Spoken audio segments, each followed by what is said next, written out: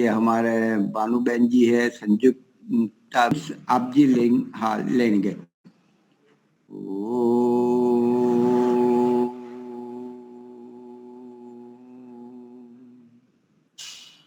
सहना भवतु सहनौ भुनक्तु सह वीर्यं कर्वावहै तेजस्विनावधीतमस्तु मा विद्विषावहै। ओम शांति शांति शांति। सबको सादर नमस्ते जी। वैदिक प्रज्ञा व्याख्यान माला ऑनलाइन समूह में जो गांधीनगर से प्रसारित होती है सोम से शनि 4 से 5 दोपहर, आप सभी का स्वागत है। भानुबेन, शंकर जी, सत्येंद्र मुनि जी मथुरा से, कृष्णा और मुलजी भाई रेगुलर होते हैं। रुक्मणी जी भी आप हर शनिवार को आते ही हो और भी आते रहो। भावना जी, सौरभ, वो भी रेगुलर आते हैं, तो सभी का स्वागत है। तो अंश जी आप प्रारंभ करें भजन। जी धन्यवाद। गुजराती में चलेगा? मुझे तो चलेगा, औरों को भी कुछ चलेगा। जी धन्यवाद। हे परमेश्वर पूर्ण ब्रह्मा, क्या छे तारो मुकाम, तारी शोध માં હું આ સૃષ્ટિમાં ગુમ્યો ઠામો ઠામ, ક્યાંય તારું રૂપ ન ભાળ્યું, ન મળ્યું તારું ધામ. હે પરમેશ્વર પૂર્ણ બ્રહ્મા, ક્યાં છે તારો મુકામ. ઊંચી ડુંગર ધારની હાળી, ગુફાઓનો નહીં પાર, ગુફાઓનો નહીં પાર. નદી સરોવર ઘાટ નિહાળ્યા, ફર્યું વડવું ઝાડ, ફર્યું વન મોજાડ. સાત સમુદ્ર ઘૂમી વળ્યો તોય કાંઈ ન આવ્યો કામ. હે પરમેશ્વર પૂર્ણ બ્રહ્મા, ક્યાં છે તારો મુકામ. મંદિર મસ્જિદ ગુરુદ્વારામાં જઈને કર્યા જાપ, જઈને કર્યા જાપ. આરતી પૂજા કરી મેં બંદગી, પાડીને પોકાર, પાડીને પોકાર. ભક્ત ફકીર પૂજારી મારી પૂરી ન મનની હાર. હે પરમેશ્વર પૂર્ણ બ્રહ્મા, ક્યાં છે તારો મુકામ. જડ ચેતનની જુગલ બંદીમાં જગત માયા જાળ, જગત માયા જાળ. ચેતન અણુરૂપ છે આયાત્મા, તારા યંત્રમાં તું ભાળ, તારા યંત્રમાં તું ભાળ. અંબાલાલ ઓમકાર યાવનીમાં ઘટે ઘટનો વિશ્રામ. હે પરમેશ્વર પૂર્ણ બ્રહ્મા ત્યાં છે તારો મુકામ. नमस्ते जी, धन्यवाद. बहुत बहुत सुंदर। आचार्य जी क्या आ गए हैं? आचार्य रमेश जी, कोई बात नहीं, अभी आएंगे और थोड़ी बात कर लेते हैं। आप लोग सभी, हम सब सभी सीनियर सिटीजन है। वन मतलब एकांत, वन मतलब परमात्मा की ओर जाना, वन मतलब अपनी इंद्रियों को मौन कर लेना, अपने विषयों को मौन कर लेना, अपने अंदर उतरना, औरों के लिए जीना, यह मुनित्व है। यह उसको मुनि कहते हैं जो मौन हो जाए, इंद्रियों को मौन कर ले, अपने विषय जो बाहर की ओर जा रहे थे वो धीरे धीरे कंट्रोल धीरे करते करते, कम करते करते अंदर उतरे, वो मुनि का धर्म है। ये हम आप सबका है। अभी वही काम करना है, जो छोड़ना है वो पहले धीरे धीरे छोड़ते जाए, और जो जिसको लेकर जाने वाले हैं ये शरीर छोड़ने के बाद, उस पर ही ज्यादा फोकस करना आरंभ कर दे। आरंभ कर, ये तो पहले से करना चाहिए, तब ये होता है। तो ये बहुत जरूरी है। इसमें सबसे पहले यहाँ आकर हमें लाभ मिलता है आश्रम में रहने से, और कुछ नुकसान भी होता है, लेकिन अधिक लाभ है। तो थोड़ा नुकसान कहीं ना कहीं तो होगा। जो घर में, एक तो हम घर गृहस्थी और बिल्कुल कोई आवश्यक नहीं है, ऐसे लेन देन में हमारा समय, हमारा पैसा, हमारी शक्ति इसी में चली जाती है। यहाँ रहते हैं, घर में रहते हैं तो हम सीलिंग देखेंगे, दूसरे घर में जाएंगे सीलिंग देखेंगे, दरवाजा देखेंगे, डिजाइन देखेंगे, कपड़े देखेंगे, गाड़ी देखेंगे, और उसी में रमन रमन करता हमारा मन, हमारी शक्ति, हमारा आयोजन उसी में चला जाता है। और यहाँ आप बाहर आओगे, आश्रम में रहोगे, तो यहाँ चंद्र भी दिखाई देगा आपको। चंद्र में देखने के लिए फ्लैट के ऊपर ढूंढना पड़ेगा कहाँ है वो। तो यहाँ सीधा प्रकृति के बीच में, हम जो लाकरोड़ा आदि में रहते हैं, प्रकृति के बीच में जंगल है, घने जंगल नहीं है, लेकिन होंगे, धीरे धीरे होंगे। तो आकाश दिखाई देता है, मोर ठनकता हुआ सुबह में दिखाई देता है, उसकी आवाजें आती है। एक बेल बजता है, 4 बजे उठ जाते हैं, तो हम भी उठ जाते हैं, 4 से खींच खींच के आंखों को नहीं उठते हैं, तो आधा घंटा पौना घंटा शायद हो जाए, लेकिन 5 बजे तो उठ ही जाते हैं, फिर लग जाते हैं ध्यान में। ये सब बेल बजा स्नान करने गए, बेल बजा हवन में गए, बेल बजा नाश्ते के लिए गए, ये बिल्कुल प्राकृतिक दिनचर्या है। 8 बजे हमारी होजरी प्रदीप्त हो जाती है भोजन ग्रहण करने के लिए, जठराग्नि प्रदीप्त होती है सबसे ज्यादा। उस समय हम डालते हैं आहुति, घी में डाल दी, मतलब हवन में घी डाला और फैल गया, अभी अंदर की जठराग्नि उनमें डालती है 5 बजे 8 बजे सुबह में। तो ये सब प्राकृतिक दिनचर्या में, हमारी ये दिनचर्या वैदिक जीवन शैली यहाँ जी सकते हो। और हम ही जब घर जाते हैं तो वहाँ उजाला की राह देखते हैं, 6:30 हो जाते हैं। तो और यहाँ आप घर में कचरा साफ करोगे, पोता करोगे, 2 साथ मिलकर रहोगे। घर में एक एक रूम में एक एक व्यक्ति का तो हो गया, लेकिन यहाँ एक एक रूम में 2 होंगे या 3 होंगे, तो कैसे एडजस्टमेंट करते हैं, कैसे एक दूसरे की परस्पर करते हैं।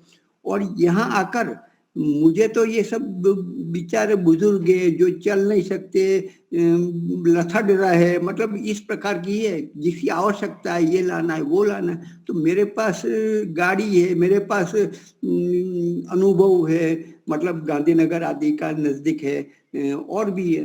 तो ये लाभ मुझे बहुत, पुण्य कमाने का अधिक से अधिक लाभ आप लूटना चाहते हो लूट लो, यहाँ आकर लूट लो। ये मस्ती है, ये ऊर्जा मिलती है, वहां नहीं मिलेगी। वहां टीवी चलेगा, वो टीवी वाले को पसंद नहीं, वो करेंगे क्या, एक सोफा में 4 व्यक्ति बैठेंगे, पति पत्नी और बच्चे, चारों की दुनिया अलग होगी।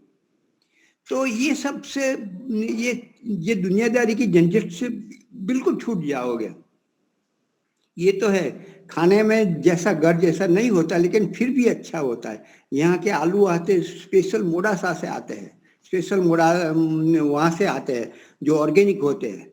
75 किलो अभी आज ही हमने वो ऑर्डर किया। तो और सब्जी लाते हैं, मैं सब्जी कुछ ले आता हूँ तो कितना आनंद आता है कि चलो करेला, अरे सब्जी है, चलो नहीं करेला खा ले आते हैं। फिर कभी कभी ऑनलाइन है तो ऑनलाइन में हम सुनते रहे, और यहाँ गुआर हम संभालते हैं 2-4 बहनें, और हम भी लग जाते हैं, तो कितना आनंद आता है। और तो ये सब जो पुण्य काम कमाने का यहाँ जो मौका मिलता है कहीं नहीं मिलता। उत्साह से सब काम करते हैं, देख देख के काम करते हैं, श्रम से भी काम करते हैं, औरों के लिए करते हैं, औरों के लिए जीते हैं, और प्रकृति के बीच में खुली आंख में हम मस्त रहते हैं। वहाँ बंद आंख में भी हम अंदर से आंधी तूफान आता है। ये शहर की स्थिति है। यहाँ खुली आंख कर अच्छा लगता है। बंदर की ये देखो, मोर ठनकते हुए देखो, सूर्य देखो, चंद्रमा देखो, कितना अच्छा लगता है। तो मैंने समय 5-7 मिनट और ले लिया।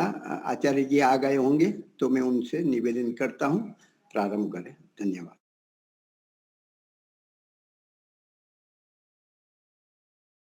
आचार्य जी अभी जुड़े नहीं लगते हैं मुनि जी। हाँ, तो ऐसा करता हूँ, मैं जरा फोन लगा देता हूँ। हाँ, तब तक एक भजन, एक कोई भजन भजन छोटा सा एक ले ले।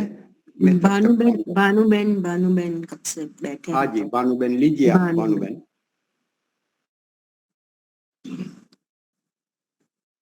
भानुबेन जी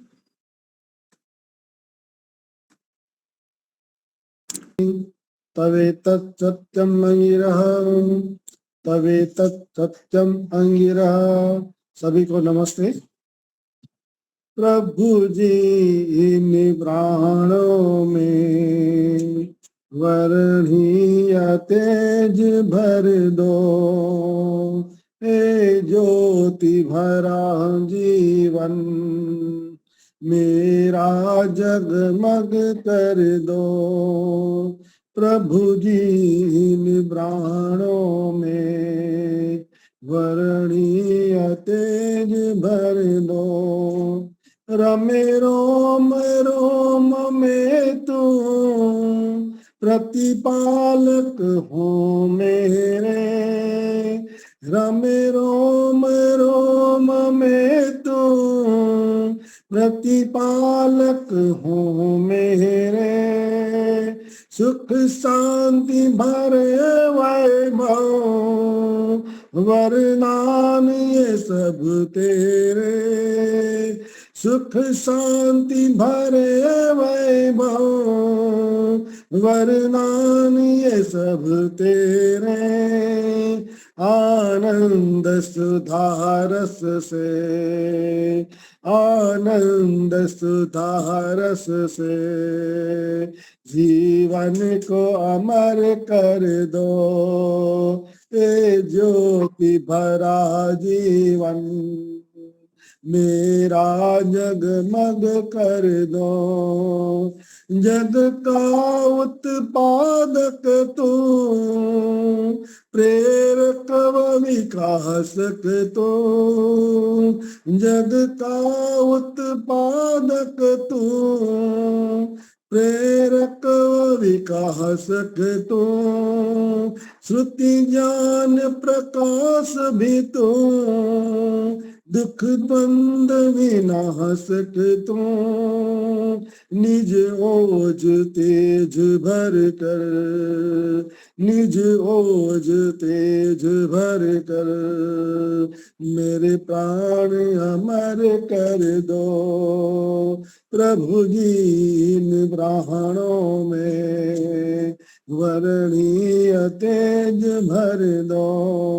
हम ध्यान धरे तेरा, श्रुति गान करे तेरा, हम ध्यान धरे तेरा, श्रुति गान करे तेरा।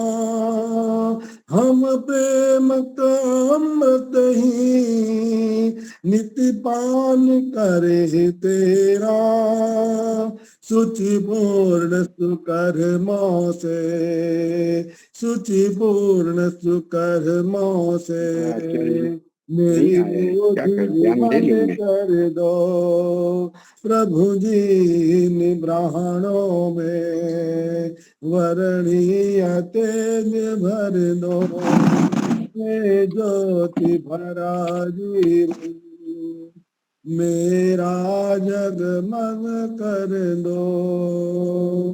धन्यवाद।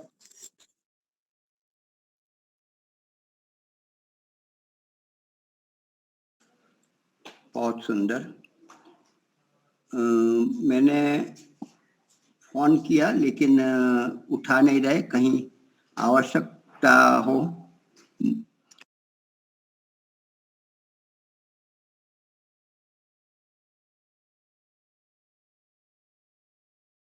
आप म्यूट है मुन्ना। हाँ जी, तो ऐसा कर सकते हैं, किसी को कुछ अपने विचार प्रस्तुत करना हो तो कर सकता है, नहीं तो मैं तो कुछ बोलूंगा, कुछ नहीं तो मैं ध्यान तो करवा ही लूंगा प्रैक्टिकल। आप जैसा, किसी को बोलना हो तो 10 मिनट बोल सकते हैं किसी भी विषय को लेकर। केवल पुस्तक का ही तैयार रहे, पूर्व तैयारी। मैं भी प्रकृति के बीच में आ गया हूँ, पंखा है नहीं तो मैं तो बैठ सकता हूँ। आप भी आपकी अनुकूलता, पंखा की, एसी की, जो भी हो, लेकिन रिलैक्स हो जाए, फ्रेश हो जाए, पानी पी लीजिए। बिल्कुल हम परमात्मा का उपासना करेंगे।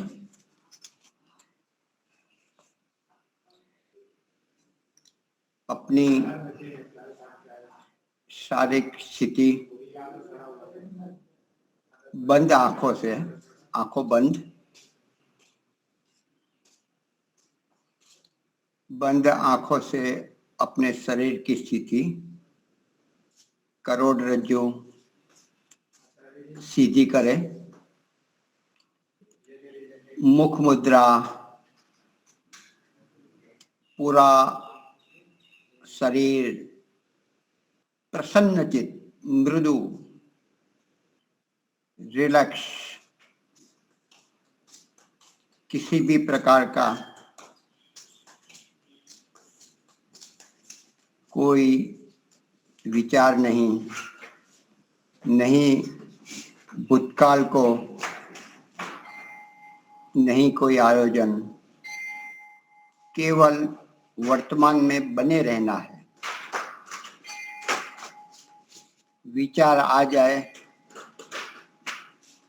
कोई चिंता नहीं, आने दो, हम अपना काम करेंगे, वर्तमान में बने रहेंगे।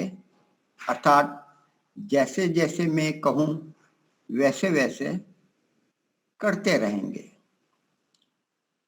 मैं और मेरा परमात्मा यही सदा के साथी है, जन्म जन्म के साथी। सृष्टि हो या प्रलय हो,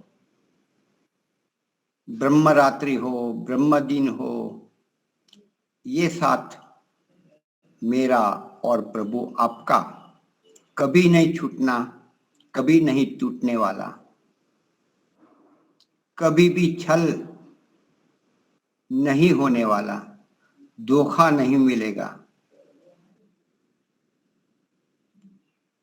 संसार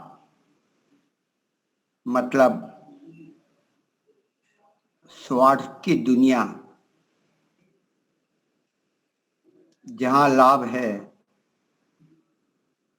वहां उस ओर सभी दौड़ते हैं।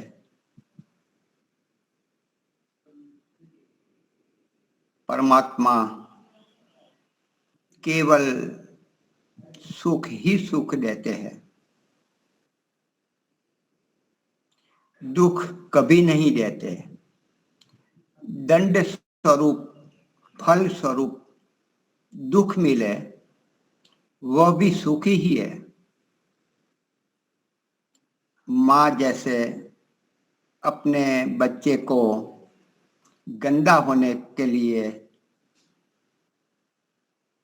गंदा हो गया है तो उसको शुद्ध करने के लिए साबुन लगाती है, ब्रश भी लगा देती है, रोते हुए भी शुद्धिकरण करती ही है। वैसे परमात्मा हमारा पापों का प्रक्षालन दंड देकर करते हैं। तो परमात्मा का भी यह बहुत बड़ा उपकार है। तो हम हमारा ऑडियो बंद है, सभी का बंद ही रखेंगे। ओम का गान 5 बार साथ मिलके। ओम।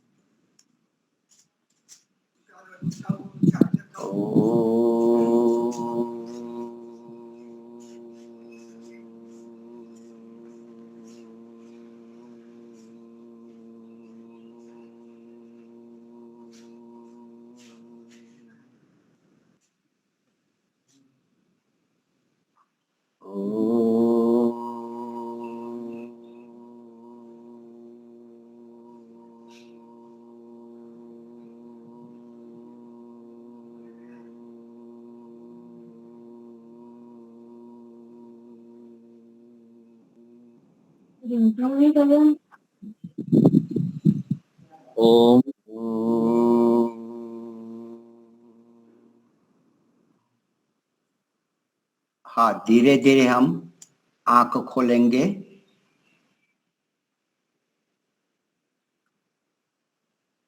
धीरे धीरे बाहर आएंगे। तो आचार्य पधार चुके हैं, तो मैं उनसे निवेदन करता हूं, आप प्रारंभ करें। सभी को सादर नमस्ते।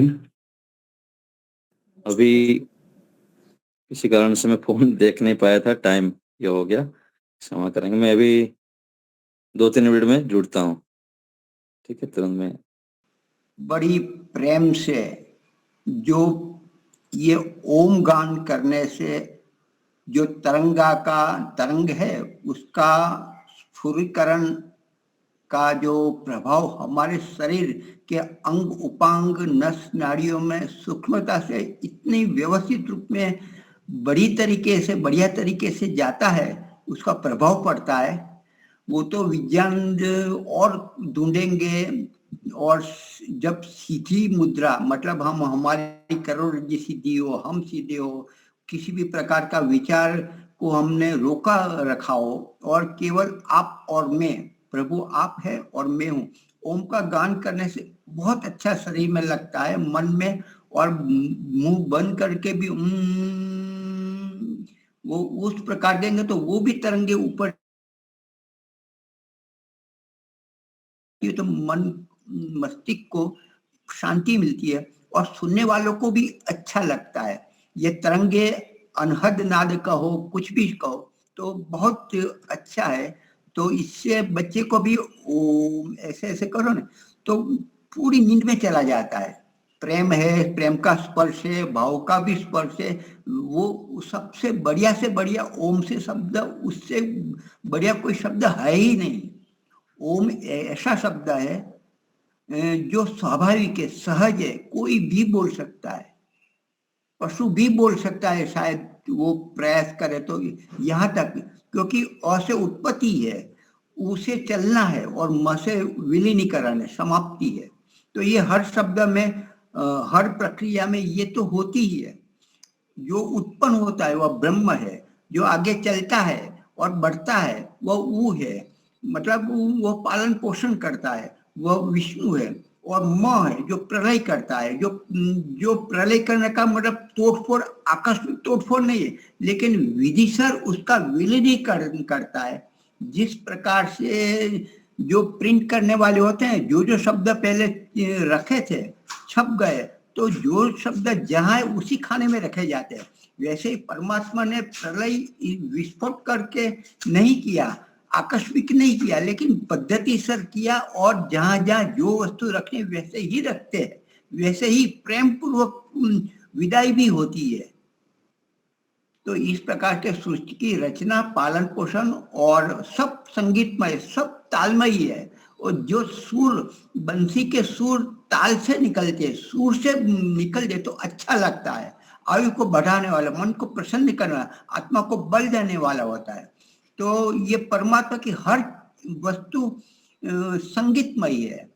सूर्योदय होता है, उसके आगमन होते ही, उदय होने से पहले ही सब किलकिला चालू हो जाता है, सरोवर चालू होता है, नदी बहने लगती है, नाद करने लगती है, पवन बहने लगता है, मोर थनगनने लगता है, पंखी का कलरव होने लगता है, सब पशु पक्षी खड़े हो जाते हैं।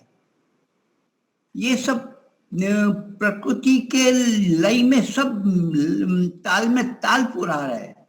मनुष्य ही ऐसा है कि नहीं, उठते हैं, छोड़ो, देर से 12 बजे सो गए थे। तो ये लय में लय हमें बनाना चाहिए। जैसे प्रकृति एक एक घंटे में नए नए परिवर्तन, प्राण शक्ति फैली हुई है, वो नई नई ऊर्जा पैदा रही है हर क्षण। जैसे लोकांतरों में कुछ गलत वस्तु, जो बेकार की वस्तु है ना, वो ब्लैक होल में जा रही है, सतत जा रही है, वैसे ये पिंड, ये ब्रह्मांड का पिंड, उसमें भी ब्लैक होल, हमारा मतलब शरीर में मड, मूत्र, पसीना, प्रश्वास द्वारा हमारा ये शुद्धिकरण हो रहा है, फेंक रहा है प्रतिक्षण, वैसे ही ब्रह्मांड में हो रहा है। और नए नए ऊर्जा, नई नई शक्ति, नए नए आहार, नई नई वस्तु हम ग्रहण कर रहे हैं, ऐसी व्यवस्था है। तो परमात्मा के ताल में ताल हम मिलाए, उस जहाँ प्राण शक्ति जैसी बनती है वैसे ही हम बनाए रखे, तो हम आयुष्मान बनेंगे। जैसे रहना चाहिए वैसे ही रहेंगे तो हम अच्छा लगे। जैसे कि जो किरणें आती है सूर्य की, उसमें हम काम करें, उत्साह से काम करें। रात्रि हो गई तो आंख सृष्टि भी बंद कर देता है, तो हमारी भी आंख बंद होनी चाहिए 9 बजे तक, 9:30 बजे तक। तो जैसे पशु पक्षी भी वैसे ही करते हैं, प्राणी जगत भी वैसे ही करते हैं, हम ही नहीं ऐसा करते जैसे जो करना चाहिए उस समय। तो इस प्रकार से ताल से ताल, सुर से सुर मिलाएंगे तो हम स्वस्थ रहेंगे, ऊर्जावान बनेंगे और जीवन संगीतमय बन जाएगा। ओम। हमारे आचार्य जी आ गए हैं, तो मैं उनसे निवेदन करता हूँ, प्रारंभ करें। ओम। यो भूतं च भव्यं च सर्वं यस्याधितिष्ठति स्वर्यस्य च केवलं तस्मै ज्येष्ठाय ब्रह्मणे नमः। ओम शांति शांति शांति। परमपिता परमेश्वर की महती अनुकंपा से हम इस समय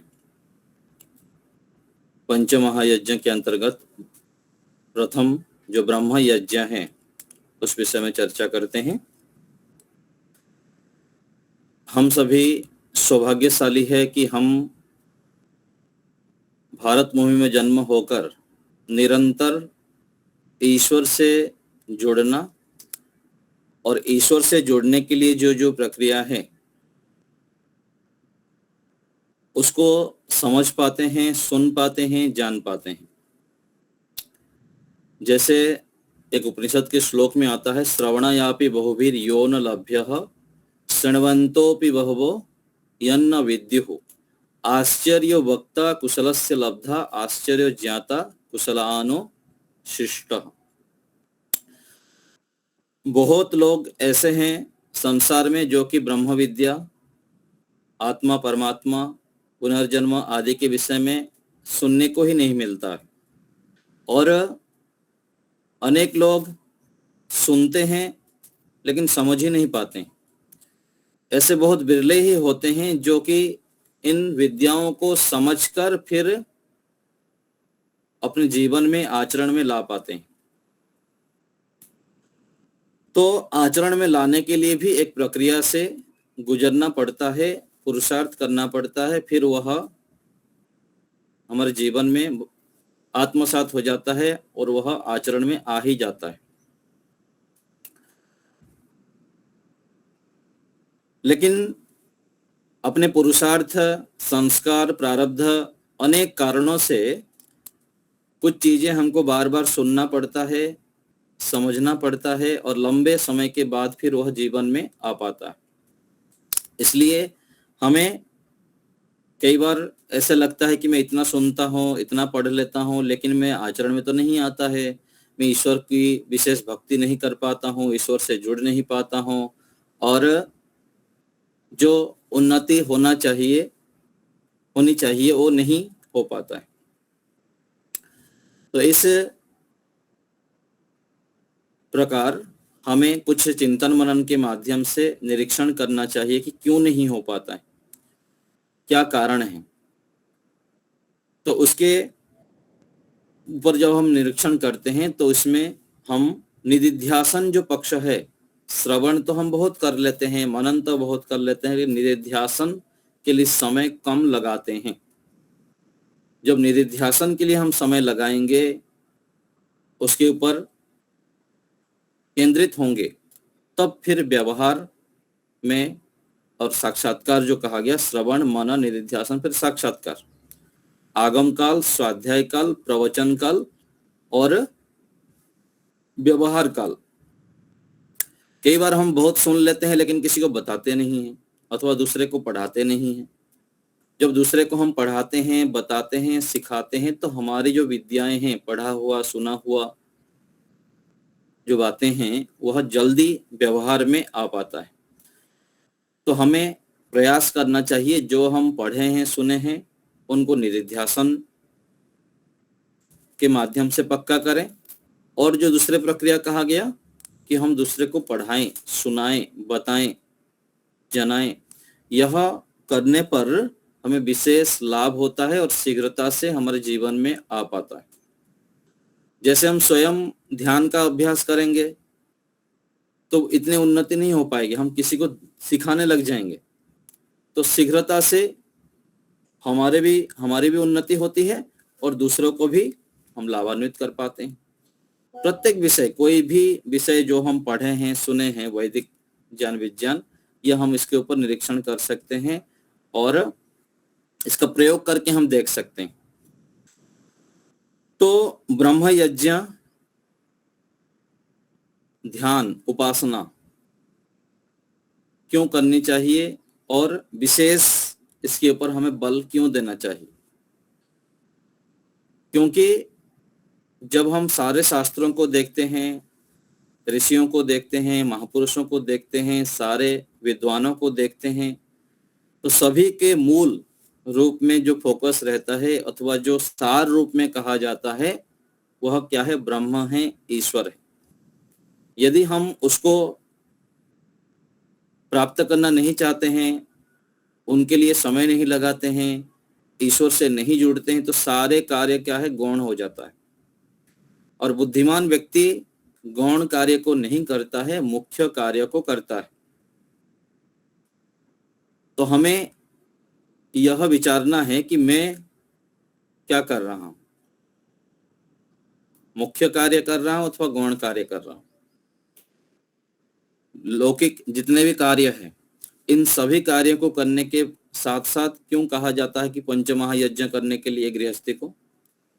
क्योंकि यदि वह सभी कार्य को करने के साथ साथ यदि पंचमहायज्ञ का अनुष्ठान करता है तो अंतिम समय में जो वानप्रस्थ में जाता है उसको फिर कठिनाई नहीं होती ध्यान करने में, आंतरिक प्रवृत्ति बनाने में, यम नियम के पालन करने में। तो हमें निरीक्षण करना चाहिए कि मैं इन क्रियाओं को कितनी मात्रा में कर रहा हूं। पंचमहायज्ञ के अंतर्गत जो ब्रह्म यज्ञ है, देव यज्ञ है और पितृयज्ञ है, अतिथि यज्ञ है, बलिवेश देव यज्ञ, यदि हम इसको साथ में लेके चलेंगे तो अधिक शीघ्रता से यदि सारे को करते हैं तो वह फिर यह जो आंतरिक प्रवृत्ति होना, ईश्वर से जुड़ना, ईश्वर में रुचि होना, ईश्वर के प्रति झुकाव होना, यह हो सकता है। यदि हम यह नहीं करते हैं अथवा कमी कर देते हैं तो प्रवृत्ति होगी ही नहीं। हम बैठेंगे मान लीजिए, तब भी जो आंतरिक स्थिति बननी चाहिए वो नहीं हो पाएगा। यदि हम नियम का पालन करते हैं, यदि व्यवहार में सबके प्रति जो आत्मवत व्यवहार कहा गया, धर्म के सार के रूप में जो कहा जाता है आत्मवत व्यवहार, जैसे एक श्लोक आता है ना, श्रूयताम धर्म सर्वस्वम श्रुत्वा च अवधार्यताम आत्मनः प्रतिकूलानि परेशान न समाचरित। तो धर्म के सार के रूप में इसको कहा गया, सुनो धर्म के सार, श्रूयताम धर्म सर्वस्वम, धर्म के सार सुनो और सुनकर धारण करो। क्या है? आत्मनः प्रतिकूलानि परेशान न समाचरित, आत्मा के प्रतिकूल दूसरों के साथ व्यवहार नहीं करना। जो हमको नहीं चाहता, हम जो नहीं चाहते हैं वो दूसरे के साथ व्यवहार नहीं करना, और जो हम चाहते हैं वो दूसरे के साथ व्यवहार करना।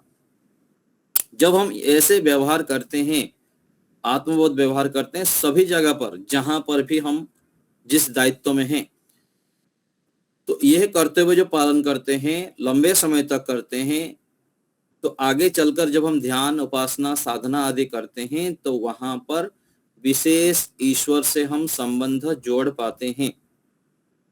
यदि हम ईश्वर से संबंध कम जोड़ पाते हैं अथवा आंतरिक जो आनंद है कम मिलता है हमको अथवा नहीं मिल पाता है, जुड़ नहीं पाते हैं, तो इसके परिणाम क्या है, किस लिए नहीं प्राप्त कर पा रहे हैं? कहीं ना कहीं हम अपने कर्तव्य कर्म में कमी किए हैं, कमी कर रहे हैं। ये सच्चाई है, ये हमें स्वीकार करना पड़ेगा। जैसे दूसरे पक्ष में कहा जाता है कि यदि हमारे जीवन में दुख, कष्ट, बाधाएं, परेशानी हैं तो उसका कारण क्या है? जाने अनजाने में किया हुआ हमारे द्वारा अधर्म, इस जीवन में हो अथवा पिछले जीवन में। और जितने इतनी मात्रा में हमारे जीवन में सुख, शांति, प्रसन्नता, दिव्यता, संतुष्टि आदि है, इसका कारण क्या है? हमारे द्वारा किया हुआ धर्मयुक्त कर्म। जब ये हमको समझ में आ जाता है तो फिर हम बहुत सावधान होकर चलते हैं। कर्म करते समय बहुत जागरूक हो जाते हैं। जैसे योग दर्शन के एक सूत्र में कहा गया ना, वितर्क बाधने प्रतिपक्ष भावनम। फिर उसके दूसरे सूत्र में कहा गया, कृतकारित अनुमोदिता लोभ क्रोध मोह पूर्वक मृदु मध्य अधिमात्रा दुख अज्ञान अनंत फल इति प्रतिपक्ष भावनम। देखिए, ऋषियों ने सूत्र रूप में बहुत गूढ़ बात को इतने सूक्ष्मता से हमारे सामने उपस्थित कर देते हैं। जैसे ऋषि दयानंद जी लिखे सत्यार्थ प्रकाश में कि ऋषियों की पुस्तक को पढ़ना कैसा है, एक डुबकी लगाना और बहुमूल्य मोतियों को पाना। ऐसे ही इस सूत्र में कहा गया कि किसी के प्रति मन में गलत विचार लाना ही नहीं। वाणी से बोलना, कर्म से करना, ये तो दूर की बात है। किसी के प्रति गलत विचार बिल्कुल लाना ही नहीं। यदि हम लाते हैं, स्वयं लाते हैं अथवा दूसरे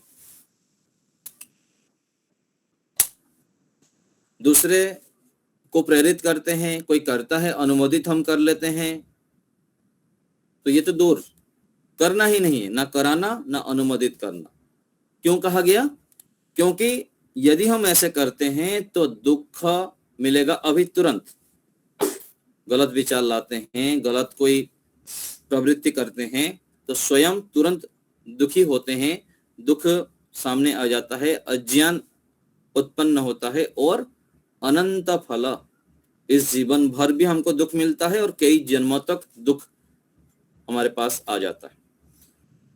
ऐसे जब हम विचार करके चलते हैं और इसके विपरीत यदि हमको समझ में आ गया कि यदि मैं श्रेष्ठ विचारों से युक्त रहा, श्रेष्ठ वाणी से मैं प्रयोग किया, श्रेष्ठ कर्म लगातार किया, तो सुख बढ़ेगा, अभी भी सुख बढ़ता है और ज्ञान भी बढ़ेगा और अनेक समय तक हमें निरंतर सुख मिलता ही रहेगा, मिलता ही रहेगा। तो यह फिर ईश्वर के स्थान पर भी लागू होता है। जो हम ध्यान करेंगे यह वहां पर भी लागू होगा। यदि धीरे धीरे करके हम यम नियम को जीवन में अपनाने लगेंगे, यम नियम को सूक्ष्मता से जानेंगे, अहिंसा क्या है, सत्य क्या है, अस्तेय क्या है, ब्रह्मचर्य क्या है, अपरिग्रह क्या है, और ऐसे नियम शौच, संतोष, तप, स्वाध्याय, ईश्वर प्रणिधान, ये अष्टांग योग में पूरा पिरो दिया गया कि ये करो और ये लेके जाओ। हम इसको जानते नहीं हैं, सूक्ष्मता से समझना नहीं चाहते हैं, पालन करना नहीं चाहते हैं, फिर रोते रहते हैं, चिल्लाते रहते हैं, हताश निराश होते रहते हैं, मैं इतना करता हूं मिलता नहीं है, क्यों नहीं होता, ऐसा क्यों है, वैसा क्यों है। तो हमें समझना है, यम नियम को अच्छे प्रकार से याद भी करना है, उसको स्मरण करते हुए एक तो उसकी परिभाषा याद करनी है और उसके लाभ भी याद करना। अहिंसा का पालन करने से क्या लाभ है, सत्य पालन करने से क्या लाभ है, ब्रह्मचर्य पालन, अस्तेय का पालन करने से क्या लाभ है। तो ऐसे जब हम करते जाते हैं तो फिर नियम के परिभाषा में आता है ईश्वर प्रणिधानात् समाधि लाभः। जब हम ईश्वर प्रणिधान का अभ्यास करते हैं तो शीघ्रता से समाधि की स्थिति को प्राप्त करते हैं, ईश्वर से अत्यंत निकटता हो जाती है। ये लाभ है ईश्वर प्रणिधान का। तो सारे यम नियम का पालन करते करते जब हम ईश्वर प्रणिधान को जीवन में अत्यधिक रूप में लाते हैं, ईश्वर प्रणिधान क्या कहा गया, सर्व क्रियाणाम परम गुरो अर्पणम तत्फल संन्यासो वा। अनेक परिभाषा योग दर्शन में कहा किया गया है ईश्वर प्रणिधान के विषय में, उसमें एक ये। और दूसरा एक ईश्वर प्रणिधान की परिभाषा क्या है, भक्ति विशेषात आवर्जित ईश्वरस्तम अनुगृह्णाति अभिध्यान मात्रेण।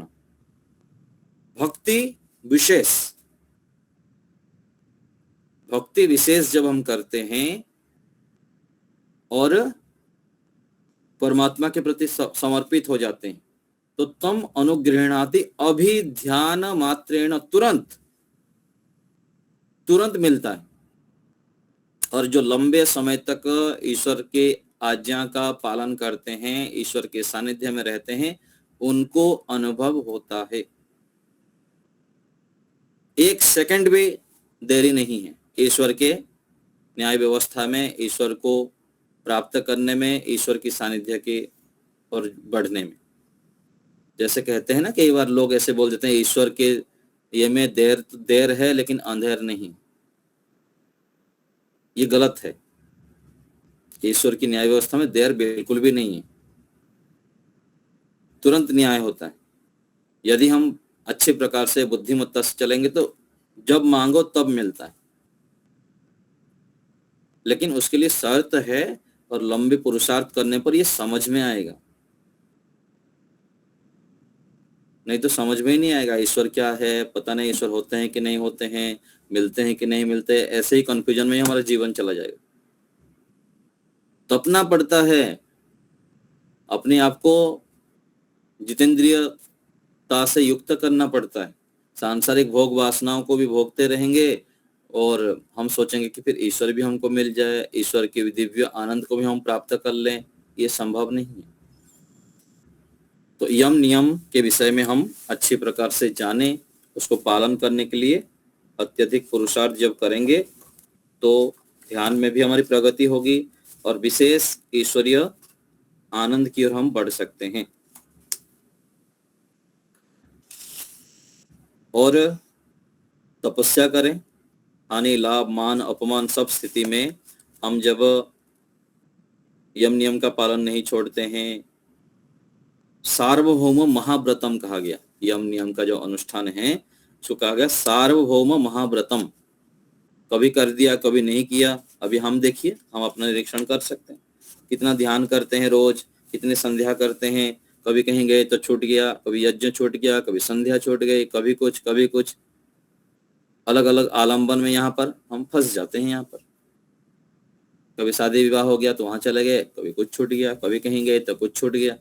निरंतरता से हम जब व्रत कुछ भी हो जाए छोड़ना नहीं है। जैसे हमारे आचार्य बलदेव जी के विषय में सुनते हैं ना, कालवा गुरुकुल के जो हमारे आचार्य बलदेव जी हुए, कहीं भी जाए तो यज्ञ करना है तो तब उसके बाद भोजन करना है। चाहे ट्रेन में जा रहे हैं, यदि यज्ञ नहीं हुआ तो भोजन भी नहीं करनी। ऐसे हमारे जीवन में कोई व्रत है, हम निरीक्षण करें। एक आदमी ने बताया, मेरे जीवन में 200 ऐसे व्रत है कि चाहे पृथ्वी प्रलय हो जाए लेकिन ये कभी छूटेगा ही नहीं, ये करूंगा तो करूंगा। हम अपना सोचिए, हम अपना निरीक्षण करके देखें शांति से थोड़ा कि क्या ऐसे मेरे जीवन में नहीं हो कि जब पृथ्वी प्रलय हो जाए इसको करना है तो करना है। सुबह उसके ध्यान करना है तो करना है, सुबह उठ के व्यायाम करना है तो करना है, प्राणायाम करना है तो करना ही है, कि कुछ भी हो जाए। जब जीवन में व्रत नियम नहीं है तो कहाँ हमको फिर उपलब्धियां मिलेंगी कहीं किस प्रकार से। तो हमें नियम बनाना चाहिए। भोजन करना है, भोजन करने बैठे हैं तो कोई बिल्कुल बातें नहीं करनी। जानते हैं हम भोजन करने से करते समय बात नहीं करना चाहिए, लेकिन कोई नियम है हमारे पास। ठीक है, सामूहिक में बैठ गए, सबके सामने कभी आश्रम में बैठ गए तो हो गया, और अलग से जब बैठते हैं तो फोन पकड़ के बैठ जाएंगे, अथवा 2 व्यक्ति बैठेंगे तो गप्पे चलता रहेगा। ऐसे ऐसे हम जब निरीक्षण करेंगे ना, कितने जगह पर हमारी कमियां, और जब इन कमियों के ऊपर हम केंद्रित नहीं होंगे, दूर नहीं करेंगे, तो फिर कहाँ किस प्रकार से हम जो उपलब्धियां चाहते हैं, जो ईश्वर भक्ति चाहते हैं, ईश्वरीय गुणों को धारण करना चाहते हैं, और आगे तो चलकर कहाँ जीवन मुक्त, ऋतंभरा प्रज्ञा, स्थित प्रज्ञा बनना, आत्म साक्षात करना, मोक्ष में जाना, तो ये तो कहाँ रहा। बोलते हैं ना, कई बार गुरु आचार्य बोल देते हैं हम, अथवा ऐसे सुन लेते हैं, जमीन में चलना तो हम सब सीख लो, फ्लाइट में उड़ना और आकाश में उड़ना तो अलग बात है। तो हमें इस रूप में अपना निरीक्षण करना है, सभी प्रकार के ज्ञान विज्ञान भी अर्जन करना है, और आत्मनिरीक्षण के माध्यम से, निधिध्यासन के माध्यम से हम जब इन बातों के ऊपर केंद्रित होते हैं, व्रत अनुष्ठान, व्रत नियम को जीवन में लाते हैं। हमारे गुरुकुल में जब पढ़ते थे तो हमारे पूज्य स्वामी ध्रुवदेव जी हैं, ऐसे कई बार बोलते थे कि यदि आप गए बाजार में, नियम है तो व्यायाम करना है तो रास्ते में खड़े होके भी 4 दंड लगा ही देना है, 4-5 दंड, बैठक लगा ही देना है, उठक बैठक कर ही लेना है। ट्रेन में जा रहे हैं तो वहां भी कोने में जाके उस तरफ, वहां पर दंडा बैठक लगा ही देना है। ये क्यों कहा जा रहा था? क्योंकि हम उतना जागरूक हो। हमारे पूज्य स्वामी शांतानंद जी हैं, कभी आप उनके साथ जाएंगे, ट्रेन में जा रहे होंगे, कभी बस में कार में जा रहे होंगे, अलग अलग जगह पर संध्या करा ही देंगे सबको, चलो आज अभी संध्या करते हैं, बस संध्या मंत्र शुरू। तो ये क्या है? अत्यधिक जागरूकता, नियम, व्रत अनुष्ठान से बंधना। हम जब जीवन में दुख, कष्ट, बाधा, परेशानी, हताश, निराश होना नहीं चाहते हैं तो उसको दूर करने के उपायों को भी तो ग्रहण करना पड़ेगा, तब जाके हम इन स्थितियों को प्राप्त कर पाएंगे। जीवन में हर समय शांत रहना, प्रसन्न रहना, उत्साहित रहना, निर्भीक रहना, इन स्थितियों को हम प्राप्त कर सकते हैं। तो हम सभी मिलकर इस प्रकार प्रयास करें। यदि प्रयास करेंगे तो हम भी बहुत आगे बढ़ेंगे, और जब हमारे पास जो होगा हम भी दूसरे को बांट सकते हैं। हमारे आसपास के लोगों को अपने आचरण के माध्यम से, व्यवहार के माध्यम से दूसरे को भी हम सिखा पाएंगे, समझा पाएंगे, उनके जीवन को भी परिवर्तन करने में सक्षम हो पाएंगे। तो आज एक मंत्र आगे देख लेते हैं। पीछे हम मनसा परिक्रमा मंत्र देख लिए थे। उपस्थान मंत्र के पहला 4 मंत्र है उपस्थान में, अथ उपस्थान मंत्र ओम उद्वयम तमसस्परिस्वः पश्यन्त उत्तरम देवम देवत्र सूर्यमगन्म ज्योतिरुत्तमम। इस मंत्र के भावार्थ ऋषि दयानंद जी लिखे हैं, तो हमारे पूज्य स्वामी ध्रुवदेव जी महाराज हमको इसका भावार्थ बार बार जब हम गुरुकुल में पढ़ते थे हमको पूछते थे और आवृत्ति कराते थे। इसका भाव रूप में ऐसा है कि परमात्मा आपके प्रति हमारे अत्यंत श्रद्धा उत्पन्न हो जाए, आपको हम सर्वोपरि माने और हम आपको प्राप्त करें, ऐसे अर्थ है, भावार्थ है। भावार्थ रूप में यहां जो अर्थ किया गया है, हे परमेश्वर तमसस् परे स्वः, सब अंधकार से अलग और प्रकाश स्वरूप, उत्तरम प्रलय के पीछे सदा वर्तमान, देवम देवत्र, देवों में भी देव अर्थात प्रकाश करने वालों में प्रकाशक, चराचर के आत्मा, ज्योति ही उत्तमम, ज्ञान स्वरूप और सबसे उत्तम, आपको जान के, यही आ गया इसमें कि हम आपको सर्वोपरि जाने, और हम लोग सत्य से श्रद्धा से प्राप्त हुए हैं, हमारी रक्षा करनी आपके हाथ में है, क्योंकि हम लोग आपके शरण में हैं।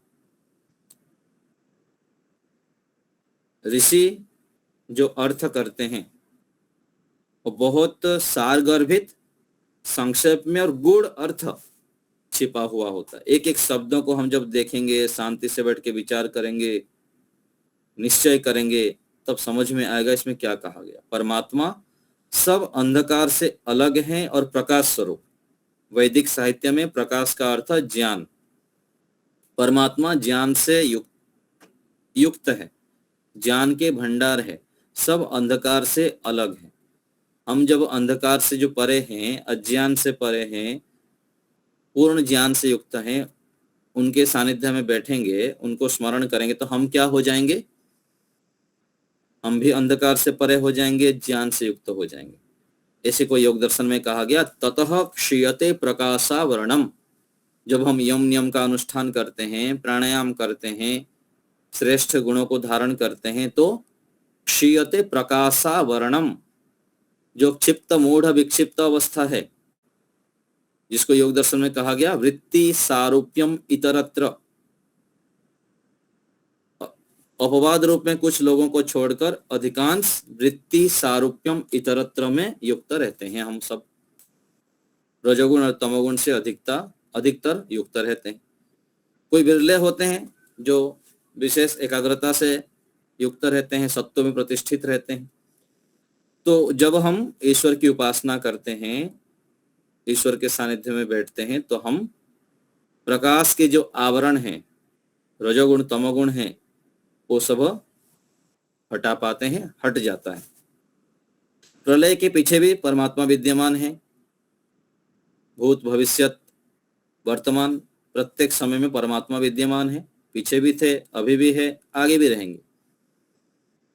देवों के भी देव अर्थात प्रकाश करने वालों में प्रकाशक, स एषाम पूर्वेशापि गुरु हो काले न अनवच्छेदा। जितने भी गुरु हैं, जितने भी ज्ञान विज्ञान हैं, उनके आदि स्रोत परमात्मा है। जितने गुरु हैं उनके पीछे जो भी हमें ज्ञान विज्ञान प्राप्त हुआ है, उन सबको देने वाले, उन सबके आदि स्रोत परमपिता परमेश्वर हैं।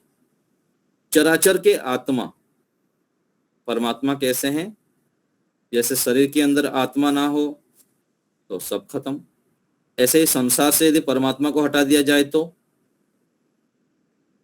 संसार का अस्तित्व ही खत्म, हमारा भी अस्तित्व खत्म।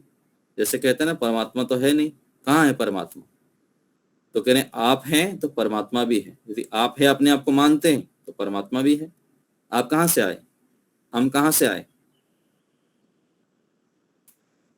तो ज्ञान पूर्वक विचार करने पर समझ में आता है परमात्मा है। और यदि अज्ञानता से युक्त हो गए, रजोगुण तमोगुण से भर गए, मूढ़ता से युक्त हो गए, तो ना अपने विषय में समझ में आता है, ना कुछ सत्यता को ग्रहण करने के लिए हम अग्रसर हो पाते हैं। ज्योति ही उत्तमम, ज्ञान स्वरूप और सबसे उत्तम, आपको हम जान के, परमात्मा को कैसे हम जाने? परमात्मा ज्ञान स्वरूप है, सबसे उत्तम है, सबसे श्रेष्ठ है, महान है परमात्मा। ऐसे हम जाने। हम लोग सत्य से उत्कृष्ट श्रद्धा से प्राप्त हुए हैं। श्रद्धा भगस्य मूर्धनि, एक वेद मंत्र में इस प्रकार से पंक्ति है। श्रद्धा सुक्त आता है वेद में। श्रद्धा अर्थात सत्य को धारण करना। परमात्मा जिस रूप में है, परमात्मा के बिना हमारा अस्तित्व ही नहीं है, यह हमको समझ में आ जाए तो ये क्या है? ईश्वर के प्रति उत्कृष्ट श्रद्धा है। जब साधक बैठता है शांत होकर, ईश्वर के विषय में चिंतन मनन करता है, पता चलता है कि यदि ईश्वर नहीं होते, ईश्वर की कृपा नहीं होता तो मेरा भी अस्तित्व नहीं होता। ऐसे जो विचार करते हैं तो परमात्मा के प्रति उत्कृष्ट श्रद्धा, विशेष श्रद्धा उत्पन्न होते हैं। तो हम ईश्वर के प्रति उत्कृष्ट श्रद्धा उत्पन्न करें। ऐसे जब करेंगे तो हमारी रक्षा अवश्य ही हो जाएगी। और यहाँ कहा गया आपके हाथ में हमारी रक्षा है। जैसे कहा गया ईश्वर स्तुति प्रार्थना मंत्र में, यस्य छायामृतम यस्य मृत्यु। यदि परमात्मा के आश्रय में रहेंगे तो अमृत है, और यदि ईश्वरीय आज्ञा को हम भूल जाएंगे तो मृत्यु है। तो इस रूप में हमें परमात्मा की रक्षा को स्वीकार करना है। विशेष श्रद्धा करके, विश्वास उत्पन्न करके, समर्पण भाव से हमें ईश्वर के सानिध्य में बैठना चाहिए, ध्यान करने चाहिए, ईश्वर की ओर लगातार बढ़ना चाहिए। तो इस मंत्र में यह संदेश है कि हम ईश्वर को सर्वोपरि माने, ईश्वर को हमारा जितने भी ज्ञान विज्ञान है, सब कुछ संसार के जो आदि मूल, आदि स्रोत जाने। ऐसे मानकर जब हम ईश्वर की उपासना करेंगे तो विशेष हमें लाभ होगा। तो आज इस रूप में कुछ हम चर्चा किए कि हम अपना निरीक्षण करते हुए, विशेष श्रद्धा भक्ति उत्पन्न करते हुए अपने जीवन को आगे बढ़ाएं, अपने जीवन को हम शिखर तक ले जाएं, शीघ्रता से आगे बढ़ें। क्योंकि जीवन का जो लक्ष्य है ईश्वर को प्राप्त करना, मोक्ष को प्राप्त करना, संपूर्ण दुखों से छूटना, पूर्ण आनंद को प्राप्त करना, जो हम ये सब सुनते हैं, ये तब संभव है जब हम पुरुषार्थ करेंगे, तप करेंगे, जीवन में यम नियम का अनुष्ठान करेंगे। अत्यधिक पुरुषार्थ करने पर यह प्राप्त होता है। अत्यधिक पुरुषार्थ के बिना काम नहीं चलेगा। जैसे सांख्य दर्शन में कहा गया, त्रिविध दुख अत्यंत निवृत्ति अत्यंत पुरुषार्थ। यदि संपूर्ण दुखों को हटाना चाहते हैं तो अत्यंत पुरुषार्थ करना पड़ेगा। सामान्य पुरुषार्थ करके हम ईश्वर को प्राप्त कर लें, ईश्वर का ध्यान करते हुए विशेष आनंद को प्राप्त कर लें, समाधि को प्राप्त कर लें, ये संभव नहीं होता है। तो हमें पुरुषार्थी बनना है। समय थोड़ा अधिक हो गया, 5 मिनट आगे। मुनि जी जी बहुत बहुत धन्यवाद। शंकर जी, शायद एक प्रश्न है। अंश अंश जी, आप बहन जी आप पूछना चाहते थे? अंश क्या कह रहे थे? जी, ज्योति उत्तमम, क्या ज्योति उत्तमम कैसे संध्या में कैसे करना चाहिए? हाँ, ज्योति उत्तमम को क्या है गया? परमात्मा ज्योति अर्थात प्रकाश, परमात्मा ज्ञान स्वरूप है। तो ज्योति का अर्थ ज्ञान किया जाता, प्रकाश किया जाता है, और प्रकाश का अर्थ है ज्ञान, भौतिक प्रकाश नहीं, ज्ञान स्वरूप परमात्मा, और सबसे उत्तम है हम ऐसे जाने आपको। तो हमें उत्तमम संध्या में बोलना चाहिए या उत्तमम संध्या में? हाँ, यहाँ पर ना ज्योति ही हो जाएगा। यहाँ पर र जो है ना, र को विसर्ग कर लेंगे, यहाँ संधि हो गया है। ठीक है, ज्योति ही, हाँ ज्योति ही उत्तमम। ये परमात्मा उत्तम है, आप सबसे उत्तम है। मैं आपको उस रूप में जानूं। अभी तो संसार को उत्तम जानता हूं, पति को, पत्नी को, बच्चे को, और अलग अलग रूप में हम संसार को उत्तम मानते हैं। हमारी प्रवृत्ति जो होती है इनको उत्तम मान के हो रही है। लेकिन प्रभु मैं इनको उत्तम ना मानो, सबसे उत्तम आपको मानो। ठीक है जी। हाँ, इसमें क्या है कि सत्य सूर्य है तो सूर्य का भी सूर्य है, ज्योतियों का भी ज्योति है। मूल स्रोत वही है, मूल सब चराचर जगत का आत्मा ये परमात्मा आप ही हो। ये भी हम व्याख्या कर सकते हैं। बिल्कुल बिल्कुल। जी शंकर जी, आप शांति पाठ और जय घोष करवाइए। आवाज आ रही है मती जी? आपका बहुत बहुत जी धन्यवाद। जी हाँ जी, आ रही है शंकर प्रसाद। सबको सादर नमस्ते। कक्षा का समापन शांति पाठ और जय घोष से। पहले शांति पाठ। ओम ध्याओ शांति अंतरिक्षम शांति पृथ्वी शांतिरापः शांतिरोषधयः शांतिर वनस्पतयः शांतिर्विश्वे देवा शांतिर्ब्रह्म शांतिः सर्वं शांतिः शांतिरेव शांति सामा शांतिरेधि। ओ शांति शांति शांति। जय घोष। जो बोला है सो अभय। सत्य सनातन वैदिक धर्म की जय हो। मर्यादा पुरुषोत्तम भगवान रामचंद्र की जय हो। योगीराज भगवान कृष्णचंद्र की जय हो। व्याकरण सूर्य गुरु विरजानंद की जय हो। युग प्रवर्तक महर्षि दयानंद सरस्वती की जय हो। स्वामी श्रद्धानंद की जय हो। भारत माता की जय हो। गौ माता की देश के अमर शहीदों की जय हो।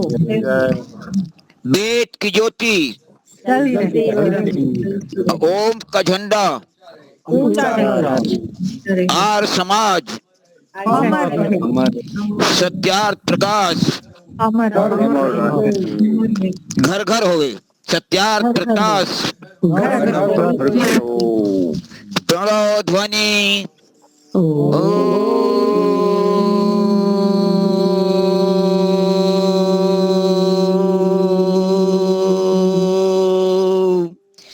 वैदिक अभिवादन। सबको सादर नमस्ते। सब आते रहिए, पदार्थ